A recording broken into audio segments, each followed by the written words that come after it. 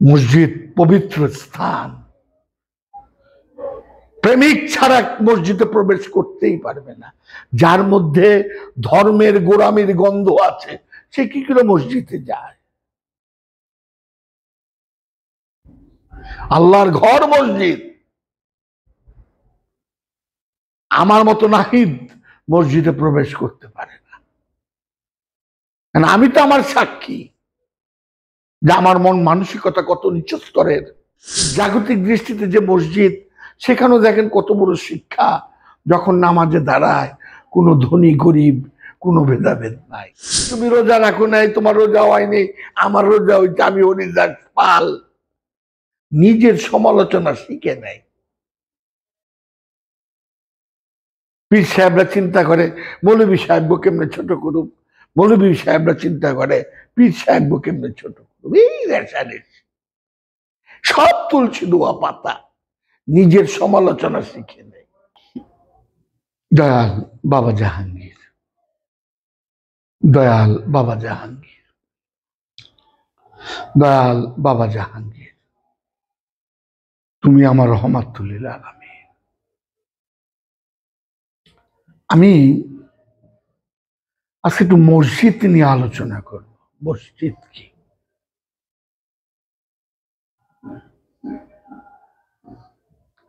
মসজিদ আল্লাহর ঘর। যে ঘরে আল্লাহ থাকে, সব ঘরেই আল্লাহ আছে। যে ঘরের আল্লাহ তার নিজেকে জ্বালাতে পারে, ফুটাতে পারে, সেটাই মসজিদ। মসজিদ সবার জন্য। মসজিদ সবার জন্য। মসজিদে কোনো ধরা বাঁধা নিয়ম নাই। যে যেভাবে আল্লাহরে ভালোবাসতে পারে। যে জায়গায় আইন আছে ওটা কোনো মসজিদ হতে পারে না। যে জায়গায় ইবাদতের চকচকানি আছে সেটা আল্লাহর ঘর হতে পারে না। কারণ আল্লাহর ঘর তো ভালোবাসার ঘর, স্বেচ্ছায় হারিয়ে দেওয়ার ঘর। নিজেকে স্বেচ্ছায় দিয়ে হারিয়ে দেবে। আমার প্রবৃত্তি সব সময় চায় আমি কিভাবে জিতবো, আমি কিভাবে আরেকজনকে ঠকাবো। আমি একজনকে ঠকাইতে পারলে খুব আনন্দ পাই। আপনি দেখেন এই যে জাগতিক দৃষ্টিতে যে মসজিদ, সেখানেও দেখেন কত বড় শিক্ষা। যখন নামাজে দাঁড়ায় কোনো ধনী গরিব কোনো ভেদাভেদ নাই।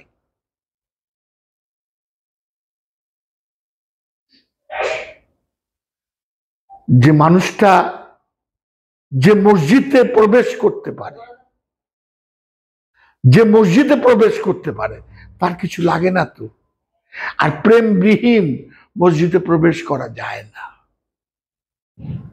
যুক্তির তরবারি, শক্তির পূজা,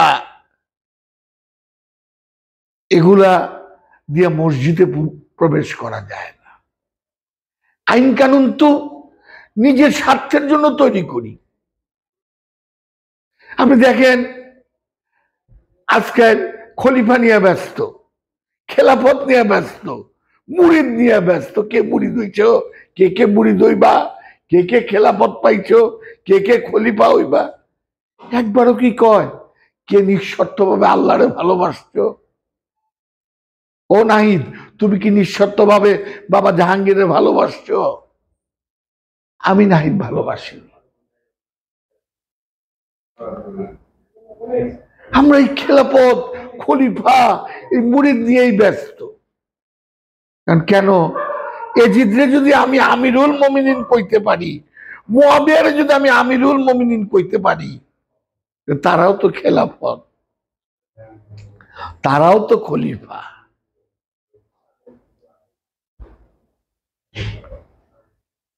মাওলা আলী এত মহানবী, এত উপাধি মাওলা আলীরে দিচ্ছে।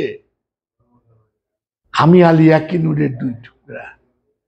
যে আলীরে কষ্ট দেয় সে আমারে কষ্ট দেয়।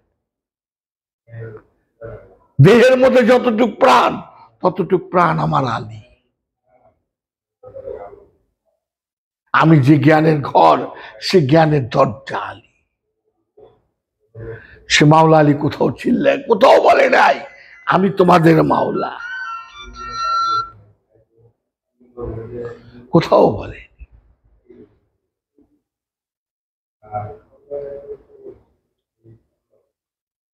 মসজিদ সবার জন্য, কোন গোষ্ঠীর জন্য মসজিদ না।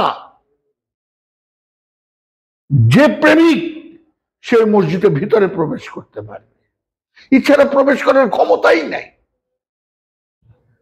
যে নিঃশর্ত ভাবে আল্লাহকে ভালোবাসে, কোনো কিছু পাওয়ার আশা না করি না,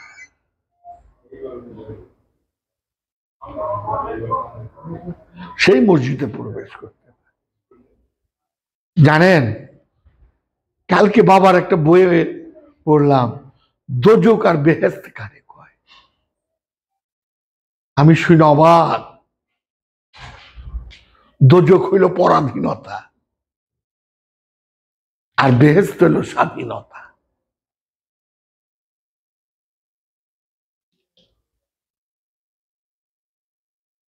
সত্যিই তো, পরাধীন থাকলে আর ভালো লাগে না, আর স্বাধীনতা থাকলে লিমিট থাকে না।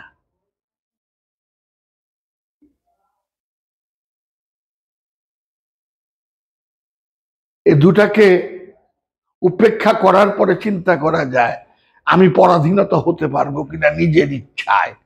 আমি যখন নিজের ইচ্ছায় নিজেকে পরাধীন করতে পারবো, তখন আমি বুঝবো প্রেমের রহস্য কি।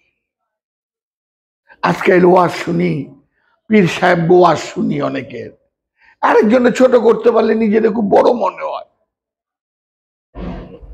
এই তুমি রোজা রাখো নাই, তোমার রোজা হয়নি, আমার রোজা হইতে, আমি হরিদাস পাল। নিজের সমালোচনা শিখে নেয়। পীর সাহেবরা চিন্তা করে মৌলভী সাহেব কেমনে ছোট করুক, মৌলভী সাহেবরা চিন্তা করে পীর সাহেব কেমনে ছোট করুক। এই রেশারেশি, সব তুলছি দোয়া পাতা, নিজের সমালোচনা শিখে নেয়। যে নিজেকে চিনতে পারছে, দেখেন যে সিঙ্গুলার বচন। কোরআন বলতেছে যার যার ধর্ম তার তার কাছে, সিঙ্গুলার বচন। খবরদার কোন ধর্মের উপর জোর জবরদস্তি করিও না। কই, আপনি সূরা ফাতিহার প্রথম আয়াতটা দেখেন, অর্থটা হলো সহজ সরল পথ চলো, সহজ সরল পথ চলো। নাহি তুই তো নিজের জিজ্ঞাত, তুই কি সহজ সরল পথে চলস, না আরেকজনের দোষ দৌড়বার লেগে ব্যস্ত। উমুকে নামাজ হয়নি, উমুকে রোজা, উমুকে পীরের এখানে যায়, উমুকে এটা করে, একমাত্র পরিশুদ্ধ আমি। প্রথম আয়াতটাই কোরআনের কি, সহজ সরল পথে চল। এত কোরআন কি, কেউ কোরআনটা গবেষণার কথা বলবে না। এই খেলাফত খলিফা এই মুরিদ নিয়েই ব্যস্ত। ইমাম হোসেনকে কে হত্যা করছে, কারা হত্যা করছে? খলিফারা, মুরিদরা। মাল্লালের কে কষ্ট দিচ্ছে? খাতুনে জান্নাত মা ফাতেমারে কে কষ্ট দিচ্ছে? ইমাম হাসান বাবারে কে কষ্ট দিচ্ছে? হ্যাঁ, আর এগুলি আমরা ব্যস্ত।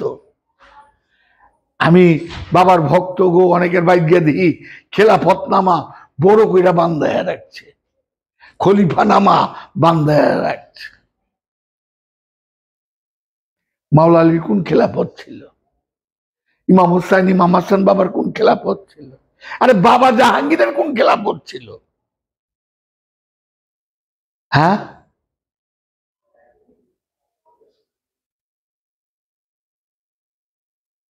মসজিদ পবিত্র স্থান,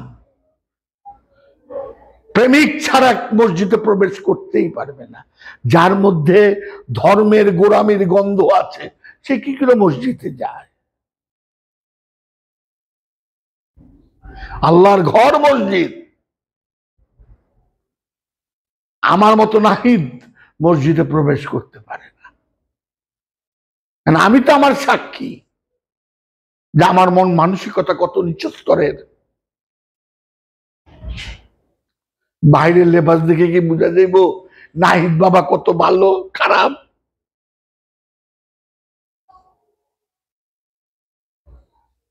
আমার বাবা জাহাঙ্গীরের 53 বছর কোরআন গবেষণা কইরা বলছে